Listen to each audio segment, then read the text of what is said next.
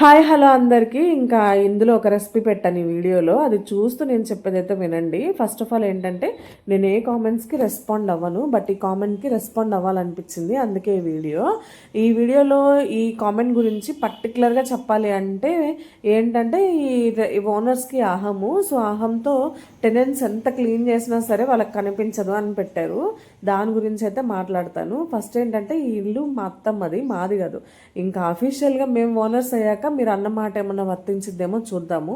ఇక నెక్స్ట్ ఏంటంటే, మేము కూడా పుట్టుకతో ఓనర్స్ ఇలా ఏం కాదు కదా. పుట్టిన కానించి మేము రెంట్ హౌసెస్లో కొన్ని ప్లేసెస్లో ఉండొచ్చాము. అక్కడ కొన్ని బాధలు మీతో ఎక్స్ప్లెయిన్ చేస్తా. మేము ఒక ఇంట్లో ఉండేవాళ్ళం మా పెళ్ళైన తర్వాత కొన్ని రోజులకి. ఆ ఇంట్లో ఏంటంటే మోటార్ స్విచ్ వాళ్ళకే ఉండేది, ఓనర్స్కి, మాది మాకే ఉండేది. బట్ వాళ్ళ స్విచ్ మాత్రం ఇంటి లోపల ఉండేది, మా స్విచ్ మాత్రం ఇంటి గోడకి బయట ఉండేది అనమాట. మా మోటార్ స్విచ్కి అఫీషియల్గా వాళ్ళు వేసుకొని కరెంట్ బిల్ మాకే వచ్చేటట్లు చేసేవాళ్ళు. నెక్స్ట్ థింగ్ ఏంటంటే, ఒక్కరోజు వాకిలు చిమ్మకపోయినా సరే అస్సలు ఊరుకునే వాళ్ళు కాదు.